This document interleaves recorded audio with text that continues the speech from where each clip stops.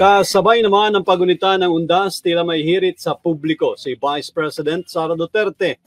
Sa inilabas pong pahayag, ipinaalala ni VP Sara ang kahalagahan ng pananampalataya at pag-alala sa mga mahal sa buhay na yumao na. Hinikayat niya ang publiko na ipagdasal ang kapayapaan ng mga kaluluwang sumakabilang buhay na, gayon din ang pagpapasalamat sa kanila sa iniwang aral at pagmamahal. Sa dulo, tila may patama naman ng pangalawang Pangulo sa kanyang mga kalaban. Hinimok din ni Sara ang mga Pilipino na ipagdasal ang kapayapaan at katatagan ng bansa sa gitna ng kinakarap na hamon at pagsubok. Binigyan din niya rito ang aniyay kasamaan, katiwalian at pansariling interes umano ng iilan para sa yaman at kapangyarihan.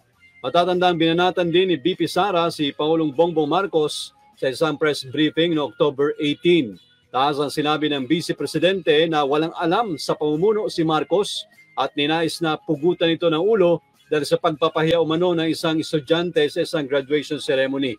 Pinagbantaan din ng VP Sara si Senator Amy Marcos na hukayin niya sa libingan ng ama nito na si dating Pangulong Ferdinand Marcos Sr. at itatapon sa West Philippine Sea. Samantala, hanggang ngayon ay no comment pa rin ang Pangulo sa patutsada ni VP Sara.